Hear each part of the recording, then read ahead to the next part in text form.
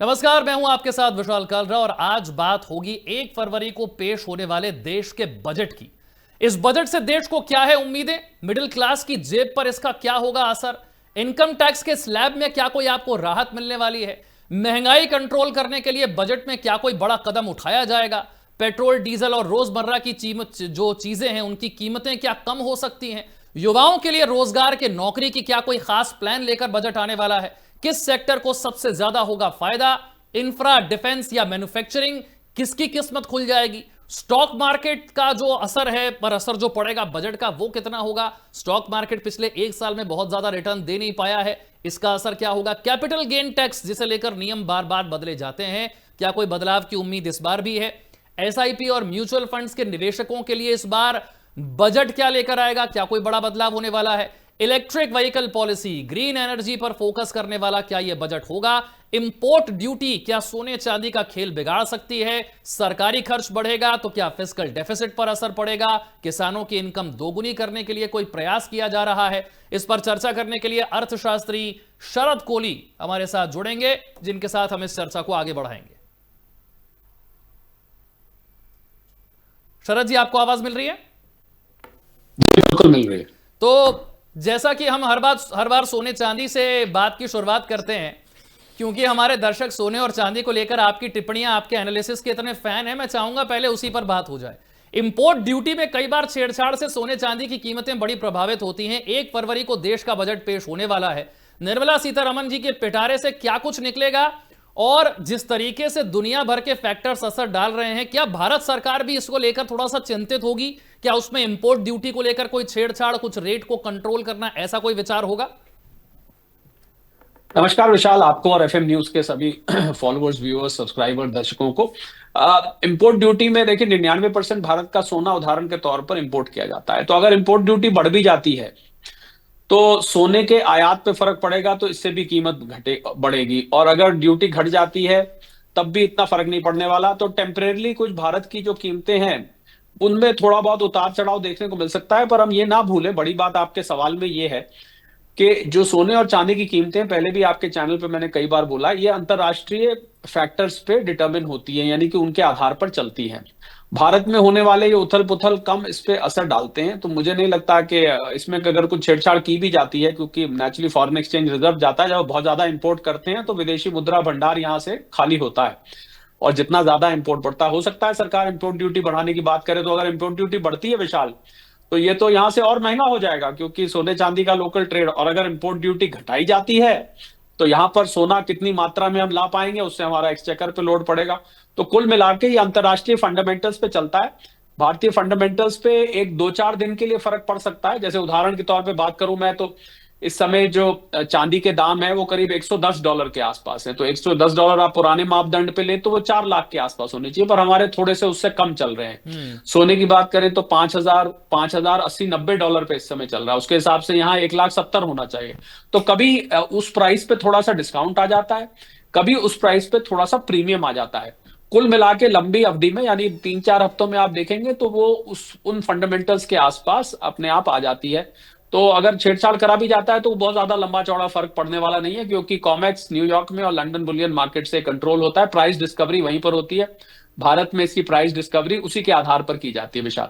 वैसे भारत सरकार क्या इसमें कोई छेड़छाड़ करना चाहेगी, या जो भी इंटरनेशनल फैक्टर्स काम कर रहे हैं उसी के हवाले छोड़ना चाहेगी कि जो हो रहा है उसके हिसाब से सोने चांदी का रेट अपने आप तय होता रहे, इसमें हमें छेड़छाड़ की जरूरत नहीं है? क्या सोच रहे होंगी इस वक्त वित्त मंत्री?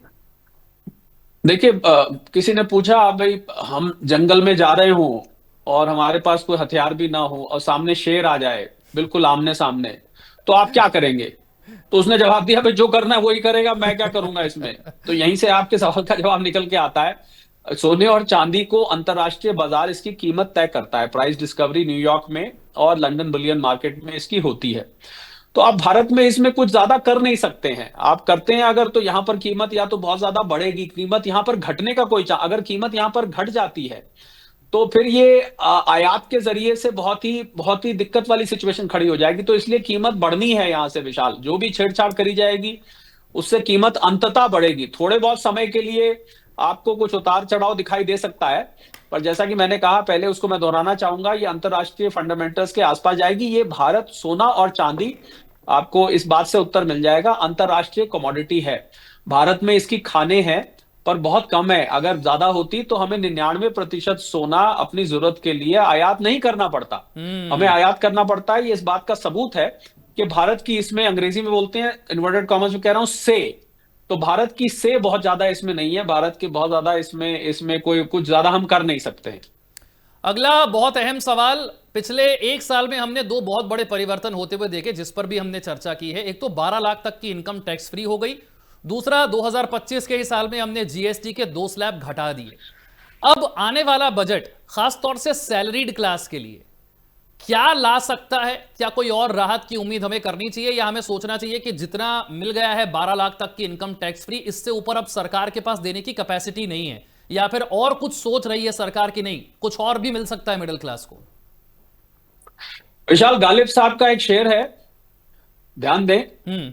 हजारों ख्वाहिशें ऐसी कि हर ख्वाहिश पे दम निकले, हजारों ख्वाहिशें ऐसी कि हर ख्वाहिश पे दम निकले, बहुत निकले बजट के प्रावधान फिर भी कम निकले। अब इतने, सरकार ये कहती है भाई इतना कुछ आपको दे दिया, फ्रंट लोडिंग कर दी, 12 लाख रुपए तक की आपको रिबेट दे दिया, ये अनप्रेसिडेंटेड है। 1 लाख रुपए महीने तक लगभग लगभग आपके ऊपर टैक्स नहीं है। भारत जैसे देश के लिए बड़ी बात है। 8 से 9 करोड़ लोग विशाल टैक्स रिटर्न फाइल करते हैं। और आपको हैरानी होगी, शायद एफएम न्यूज के सब दर्शक ये बात ना जानते हो, कुछ तो जानते होंगे, कि असल में जो टैक्स देते हैं वो मात्र 2.5-3 करोड़ लोग हैं। 145 करोड़ की जनता में मात्र 2.5-3 करोड़ लोग टैक्स देते हैं। अगर आप विशाल टैक्स देते हैं तो आप देश की उन चुनिंदा लोगों में हैं जो टैक्स देते हैं। तो पहली बात तो ये गिनती बहुत कम है। हम नॉर्मली गलती क्या होती है कि हम कह देते हैं कि मिडिल क्लास को टैक्स में क्या राहत मिलेगी। तो मिडिल क्लास को मैं 2 हिस्सों में बांटता हूं विशाल। एक टैक्स पेइंग मिडिल क्लास है, और बहुत इससे कहीं ज्यादा बड़ी non tax paying middle class है। तो हम पहली बात तो मिडिल क्लास और टैक्स पेइंग क्लास को, दोनों को मिक्स ना करें। पहले तो मैं ये थोड़ा सा यहां पर संशोधन करना चाहूंगा।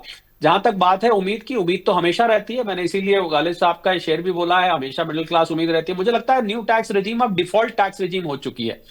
उसमें स्टैंडर्ड डिडक्शन 75,000 है, पुरानी टैक्स रेजिम में स्टैंडर्ड डिडक्शन 50,000 है। तो ये उम्मीद लगा के बैठे हैं न्यू टैक्स रेजिम वाले। ऐसी उम्मीद है, होगा कि नहीं होगा ये मैं नहीं जानता, मुझे उम्मीद कम लगती है कि 75,000 से इसको बढ़ा दिया जाएगा। हाँ, एक काम जरूर किया जा सकता है। कितना बढ़ सकता है सर? क्या उम्मीद कर सकते हैं?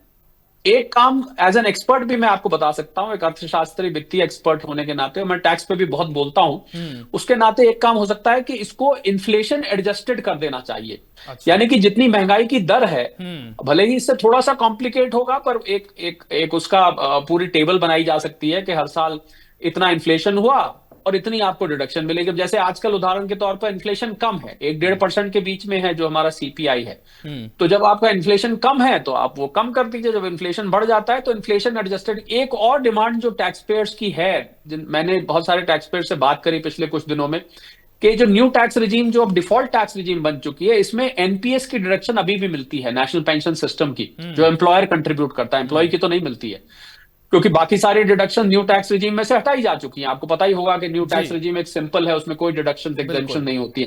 पर एक चीज, यानी कि अगर कोई व्यक्ति हाउसिंग लोन लेता है, अगर घर के लिए वो लोन लेता है और उसका वो इंटरेस्ट देता है, तो मुझे लगता है इसको डिडक्शन की तरह नहीं देखा जाना चाहिए। ये जिंदगी की जरूरत है। जैसे सोशल सिक्योरिटी, एनपीएस आप नई टैक्स रिजीम में लेकर आए, आपने दिया, ऐसे ही घर के लोन पर जो इंटरेस्ट जाता है उसकी बेनिफिट न्यू टैक्स रेजिम में भी मिलनी चाहिए। ऐसा लोगों की उम्मीद लग रही है मुझे। बाकी टैक्स स्लैब्स बढ़ाना, टैक्स की दर और कम करना, जो सरचार्ज हायर इनकम्स पे लगता है उसको रैशनलाइज करना, कैपिटल गेन टैक्स में और बदलाव लाना, पिछली बार काफी किए गए थे पर अभी उसमें और भी गुंजाइश है।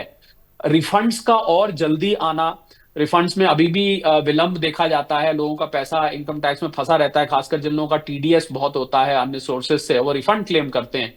तो प्रोसेसिंग टाइम को और कम करना, पहले के मुकाबले बहुत सुधार हुआ है, पर मैंने जैसे कहा ना, हजारों ख्वाहिशें ऐसी कि हमेशा ही ये उम्मीद रहती है कि इसमें और ज्यादा सुधार होना चाहिए, टैक्स का प्रोसेस और ज्यादा सिंप्लीफाई होना चाहिए, और ज्यादा सिंपल होना चाहिए, एक्सपर्ट्स के पास जाने की जरूरत कम महसूस होनी चाहिए, जिससे लोगों को फीस आदि में पैसे खर्च ना करने पड़े और आप स्वतः अपनी इनकम टैक्स रिटर्न भर सके। अभी भी इनकम टैक्स रिटर्न आसान बनी है, पर अभी भी आप खुद भरने बैठेंगे तो आप कहीं ना कहीं अटक जाएंगे। हम्म। आपको कहीं ना कहीं किसी को फोन उठा के मिलाना पड़ेगा, या फिर फाइनली किसी को हैंड ओवर करनी पड़ेगी, भैया मेरे से नहीं हो रही है, आप करो।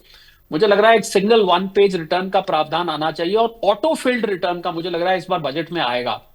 ये जो अपने आप भरी हुई रिटर्न होती है, आप खोल के देखते हैं जादू की तरह बहुत सारे आपकी फिगर्स उसमें स्वतः आ जाती आ हैं। जाती हैं। इसमें कुछ और मुझे सुधार होने की उम्मीद नजर आती है ओल्ड विशाल। टैक्स रिजीम क्या खत्म हो सकता है? नहीं, ऐसा नहीं होगा, क्योंकि क्योंकि ओल्ड टैक्स रिजीम में बहुत सारे लोग विशाल कमिटेड है। मुझे इसका चांस कम लगता है, क्योंकि देखिए अब जो टैक्स रिजीम चल रही है, मैंने एक back of the envelope calculation करी, हम्म। और मैंने निकाला कि करीब 75% लोग स्वतः न्यू टैक्स रजीम में आ जाएंगे इस बार, स्वतः अपने आप उनको फायदेमंद दिखने लगेगी। तो जब कोई रजीम नेचुरल डेथ मर रही है, हाँ। ओल्ड टैक्स रजीम, तो उसको जानबूझ के मारने नहीं है। वो तो स्वतः बुजुर्ग होके अपने आप जिसको कहते हैं अंग्रेजी में शब्द होता है ऑब्लिवियन में, रिडंडेंट हो जाएगी वो कुछ समय बाद। तो जब वो खुद ही रिडंडेंट हो जाएगी तो उसको मुझे लगता है मारने की जरूरत नहीं पड़ेगी। वित्त मंत्री महोदया ने 2020 में इसको विकल्प के रूप में दिया था नए को। अब वो विकल्प इतना लुभावना हो चला है कि 75% लोग जब उसमें आ जाएंगे तो 25% मात्र लोग रह जाएंगे। ये वो लोग हैं विशाल जिन्होंने लंबी लंबी इंश्योरेंस पॉलिसीज 15-15 20-20 साल की ली हुई हैं, हाउसिंग लोन लिया हुआ है क्योंकि वहां ब्याज मिलता है, एनएससी लिया हुआ है, पीपीएफ अकाउंट खुला हुआ है, जिसमें ये अपना सेविंग ही इस आधार पर करते हैं कि हमें टैक्स बेनिफिट मिलता है। तो उन लोगों के लिए अभी इसको मुझे ऐसा नहीं लगता कि इसको मार दिया जाएगा। हाँ, नया इनकम टैक्स एक्ट आ रहा है, इस पे मैं जरूर 1 मिनट कहना चाहूंगा। 1/4/2026 से नया इनकम टैक्स लागू होने जा रहा है। ऐसे कुछ आपको बजट में अनाउंसमेंट सुनने को मिलेंगे जो कि ये transition from old to new, यानी पुराने आयकर अधिनियम से नए आयकर अधिनियम तक जो बीच में गैप्स हैं उनको भरने की, क्योंकि प्रणाली वही है। हम्म। 283 सेक्शन कम हो गए हैं, करीब 200 के आसपास पेज कम हो गए हैं, सिंपल है पढ़ने में, टेबल्स और आ गई है। तो वो कुछ अनाउंसमेंट्स होंगी जो कि इसको ट्रांजिशन करने में आसान बनाएंगी। हम कैसे नई पुराने इनकम टैक्स एक्ट से नए इनकम टैक्स एक्ट में आए, जो कि 1 अप्रैल से लागू होने जा रहा है विशाल। छोटे बिजनेस एमएसएमई को बढ़ावा देने के लिए हर बजट में कुछ प्रावधान होते हैं, वो कितने जमीन पर उतर पाते हैं? पिछले वर्षों में जो ऐलान हुए हैं उसको लेकर आपका अनुभव क्या कहता है? क्या हमारे छोटे कारोबारी और एमएसएमई वाले इन प्रावधानों से खुश हैं, या कुछ और नए बदलाव की जरूरत है, या जो पुराने बदलाव हुए हैं उनको ठीक से इंप्लीमेंट करने की जरूरत है? उसे लेकर क्या नजर आता है आपको? दोनों ही बातें हैं। पुरानी जो अनाउंसमेंट्स हैं, क्योंकि एमएसएमई बहुत जगह माइक्रो स्मॉल मीडियम एंटरप्राइजेस इनको कहते हैं, इनकी गिनती बहुत बड़ी है। और अगर आप मैं रजिस्ट्रेशन वाला एस्पेक्ट हटा दूं तो आपको हैरानी होगी, करीब 7 करोड़ एमएसएमईज इस समय भारत में हैं, छोटे बड़े मिला के। हम्म। इसमें से बहुत सारे ना अनऑर्गेनाइज सेक्टर में है, यानी कि बहुत ज्यादा संगठित नहीं है वो। तो संगठित ना होने के कारण, क्योंकि वो किसी एसोसिएशन का, किसी ऐसे का हिस्सा, मार्केट एसोसिएशन होती हैं हम्म। पर किसी उसका हिस्सा नहीं होते, तो उन तक ये स्कीम्स की जानकारी नहीं पहुंच पाती। अगर जानकारी पहुंच पाती है तो वो इसका लाभ नहीं उठा पाते। ये तो एक सच है, इसको हमें स्वीकार करना पड़ेगा। तो मुझे लग रहा है कि यहां भी सुधार की बहुत गुंजाइश है। अगर हम विकसित भारत 2047 तक पहुंचना चाहते हैं, हम मैन्युफैक्चरिंग को बढ़ावा देना चाहते हैं, हम और ज्यादा आर्थिक समृद्धि देश में लाना चाहते हैं, हम नौकरी सीख करने वाले से नौकरी देने वाले बनना चाहते हैं, तो एमएसएमईज का इसमें बहुत बड़ा हाथ रहने वाला। और हम एक्सपोर्ट में बूस्ट करना चाहते हैं तो यहां भी एमएसएमईज का हाथ है। तो मुझे लग रहा है एमएसएमईज पे अनाउंसमेंट कुछ सुनने को मिलेंगी आपको। और ये बात आपकी ठीक है, इनको धरातल पर, इनको इंप्लीमेंट करने के लिए, इनको धरातल पर लाने के लिए कुछ ऐसा मैकेनिज्म होना चाहिए कि ये दूर दराज में भी जो एमएसएमईज लोकेटेड हैं, ये जो मैंने आपको 7 करोड़ की गिनती बताई, इसमें वो एमएसएमईज भी हैं जो ट्रेडिंग में हैं, यानी कि जो खाली खरीद बेच करते हैं, जिनको जरूरी नहीं कि वो मैन्युफैक्चरिंग में हो, छोटे मोटे बिजनेसेस हैं, कोई दुकान चलाता है, कुछ चलाता है। इनकी गिनती 7 करोड़। 7 करोड़ का मतलब है कि लगभग 35-40 करोड़ इन एमएसएमईज पर निर्भर हैं। अगर मैं एक परिवार में 5 व्यक्ति भी लूं तो 35 करोड़ हो जाते हैं। तो मुझे लगता है एमएसएमईज पर विशेष ध्यान देने की जरूरत है। और ये एमएसएमई और ज्यादातर 95% से ऊपर बिजनेस विशाल एमएसएमईज में किया जाता है। बिल्कुल तो बिल्कुल। इनको तो हम कतई इग्नोर नहीं कर सकते। अच्छा, करीब करीब बहुत सारे लोग शरद जी, मैं देख रहा हूं कि अपनी 9 to 5 को छोड़कर एक स्टार्टअप की तरफ जाने का कल्चर पिछले 5-7 वर्षों से हमारे देश में बढ़ा है। हर कोई स्टार्टअप की बात करता है, हर कोई सोच रहा है कि 9 to 5 छोड़ दूं और अपना एक नया बिजनेस स्टार्ट कर लूं, एक स्टार्टअप की तरफ आगे बढ़ूं। तो फिर मैं ईज ऑफ डूइंग बिजनेस की बात करना चाहता हूं। ईज ऑफ डूइंग बिजनेस की हमने इतनी बात की और पिछले 11 वर्षों में सुधार हुआ, लेकिन क्यों भारत आज भी ईज ऑफ डूइंग बिजनेस के लिए टॉप 3, टॉप 5, टॉप 10, टॉप 20 देशों में भी नहीं है? क्या रोक रहा है हमें? और बजट में हम ऐसा क्या करें कि हम पहुंच जाएं वहां तक? बहुत कठिन है डगर पनघट की हम्म। इस मामले में ये कहना चाहूंगा, क्योंकि हम जितना कॉम्प्लिकेटेड यहाँ पर बिजनेस हुआ करता था एक जमाने में, और एक कहावत होती है, हाथी कितना भी पतला हो जाए भैंस तो रहेगा ही। तो अब क्या है कि इतनी ज्यादा कॉम्प्लिकेटेड थी कि हम उसको कितना भी सिंप्लीफाई करते जाएं, वो वक्त लगेगा वहां तक पहुंचने में कि हम top 10 ease of doing business index दुनिया में आ जाएं। क्योंकि यहाँ पर ब्लॉक लेवल पर, राज्य सरकार लेवल पर, केंद्र सरकार लेवल पर इंस्पेक्टर राज हालांकि बहुत हद तक अब कम हो चुका है, पर अभी भी काफी बाकी है।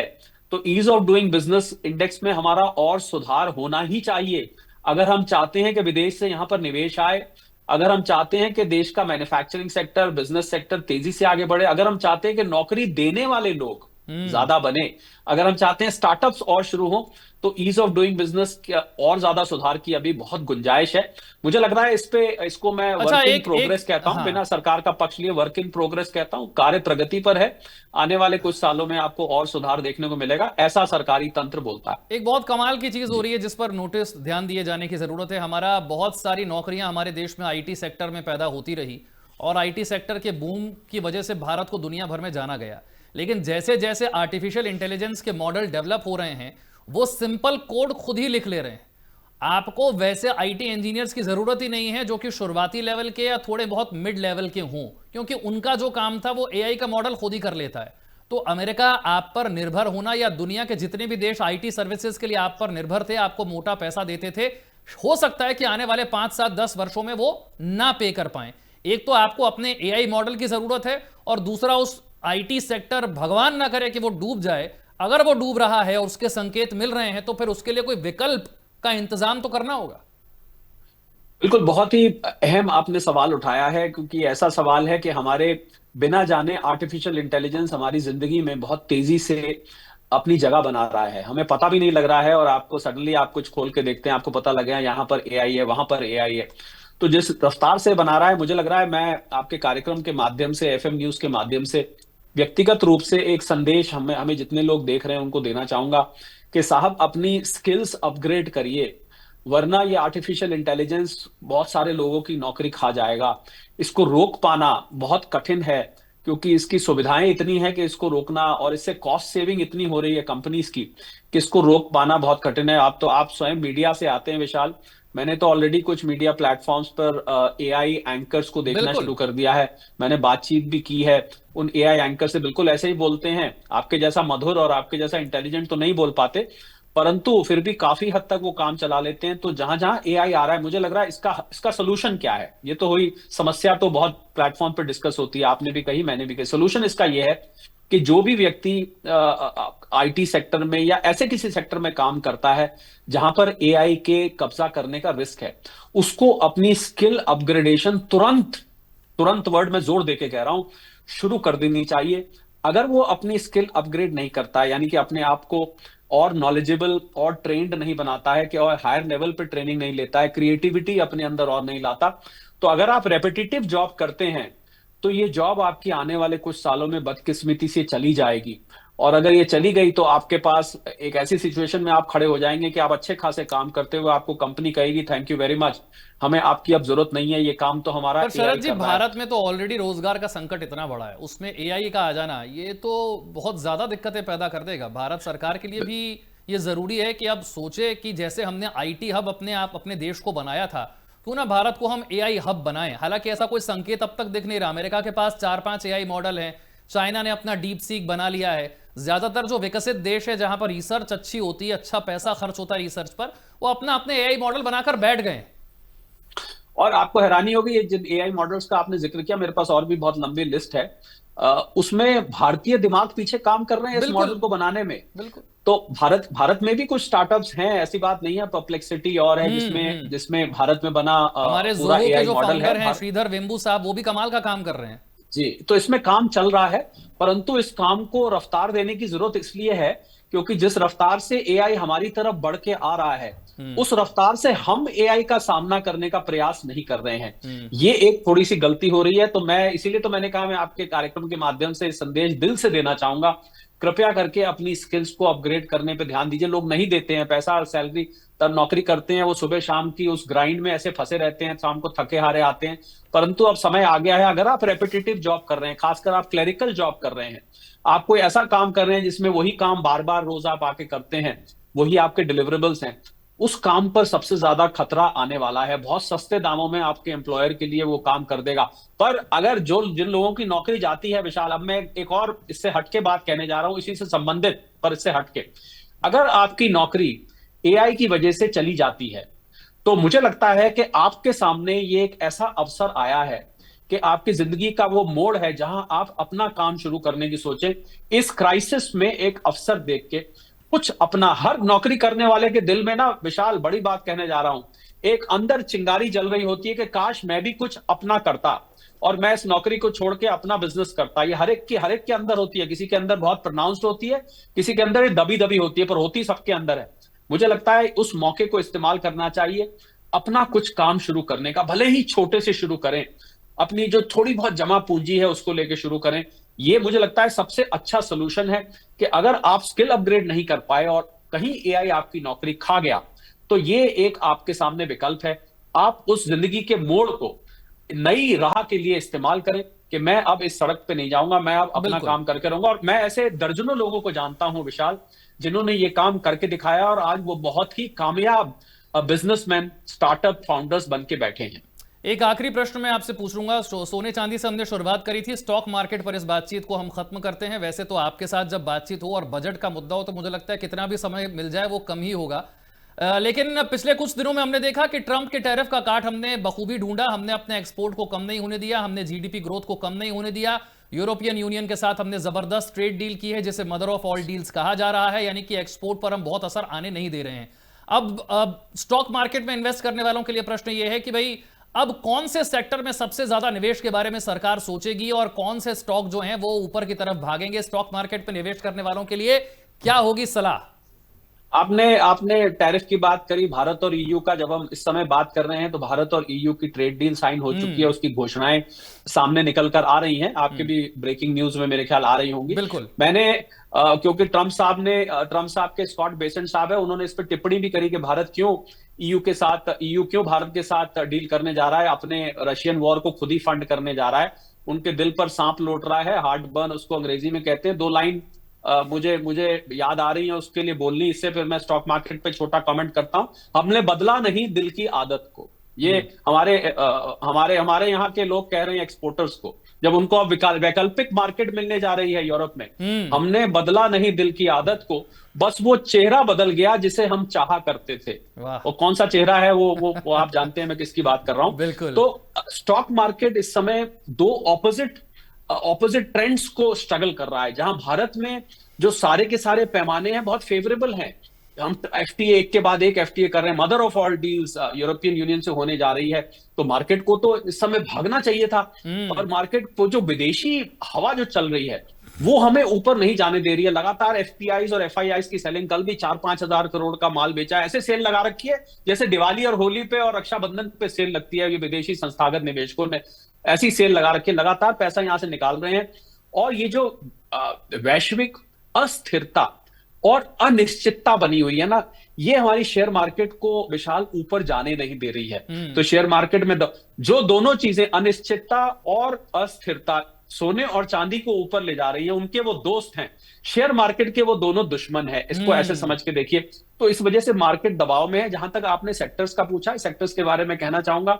आप डिफेंस सेक्टर पे, अभी भारत और यूरोपियन यूनियन का एक और डिफेंस करार हुआ, डिफेंस सेक्टर पर बहुत पैनी नजर बना के रखें। इसके अलावा जितना भी माल अभी यूरोपियन यूनियन जाएगा यहां से, जिस सेक्टर में हमें आपको बेनिफिट देखने को मिल रहा है, जहां जहां फेवरेबल देखने को मिल रहा है, उन सेक्टर्स में एफएमसीजी सेक्टर हो गया, रिन्यूएबल एनर्जी का सेक्टर हो गया, ऑटोमोबाइल सेक्टर। हालांकि यहां पर बीएमडब्ल्यूज और मर्सिडीज और फॉक्सवैगन की ऑडी वगैरह आपको सस्ती होती दिखाई देंगी, पर छोटी गाड़ियों का भारत परमिशन नहीं देने वाला है। महिंद्रा, टाटा में जहां पर हमारे लोकल मैन्युफैक्चरर्स हैं, वहां पर कोई रियायत नहीं मिलने वाली यूरोप को। वो चिंता ना करें इस बात का, वहां लोग चिंता ना करें। लोग, मेरे पास सवाल आया था कि साहब महिंद्रा का क्या होगा, ये तो गाड़ियां यूरोप की यहाँ आ जाएंगी। ऐसा नहीं, सिर्फ लग्जरी सेगमेंट की बात हो रही है। कुछ बियर विस्की आगे आगे आपको सस्ती होती दिखाई देंगी। उसके अलावा आपको बाकी चीजें, यहाँ यूरोप की ऐसी यहाँ पर बाढ़ नहीं आने वाली है सामान की, तो वो सेक्टर्स आज भी बने रहेंगे। रिन्यूएबल एनर्जी है, डिफेंस है, एफएमसीजी है, कुछ हद तक ऑटोमोबाइल्स है, और मेटल्स और मिनरल्स सेक्टर में मुझे बहुत तेजी नजर आ रही है, क्योंकि वो हम देख ही रहे हैं जो जिंक है, कॉपर है, इससे संबंधित जो है। बाकी एक्सपोर्टर्स को भी आने वाले समय में मुझे लग रहा है फिर वो अपना वही रुतबा कर लेंगे जो अमेरिका के टैरिफ लगाने से पहले था। और डोनाल्ड ट्रंप बस साहब चेहरा बदल का जाएगा इस जैसे समय, आपने कहा। विशाल, डोनाल्ड ट्रंप साहब का इस समय दुनिया में कोई दोस्त नहीं कोई है। दोस्त अभी नहीं है। कल रात को उन्होंने साउथ कोरिया, जो सबसे पहले जिसने जुलाई में डील करी थी, उसके ऊपर टैरिफ बढ़ा के 15 से बढ़ा के 25% कर दिया। यूके जो उनका चमचा हुआ करता था, हाथ जोड़ के खड़ा रहता था, हम्म। उसको धमकी दे दी है। कनाडा जो उनका सबसे बड़ा ट्रेड पार्टनर है, उस पर 100% टैरिफ की धमकी दे दी है। ट्रंप साहब अकेले पड़ने वाले हैं। और एक कहावत होती है विशाल, जब कोई रूठ जाए ना और कोई मनाने आए तो मान जाना चाहिए, क्योंकि अगर आप नहीं मानेंगे ना तो मनाने वाला मनाना बंद कर देगा। बंद कर फिर आप देगा। क्या करेंगे? बड़ी शर्मनाक होगी, आपको खुद ही मान के आना पड़ेगा। यही हाल ट्रंप साहब का होने वाला है, देखते जाइए आप। बहुत बहुत शुक्रिया आप शरद कोहली साहब हमारे साथ चर्चा के लिए। कोशिश करेंगे बजट पेश होने से पहले एक बार और आपके साथ हम चर्चा करें, कुछ और समझने की कोशिश करें। फिलहाल बहुत बहुत शुक्रिया।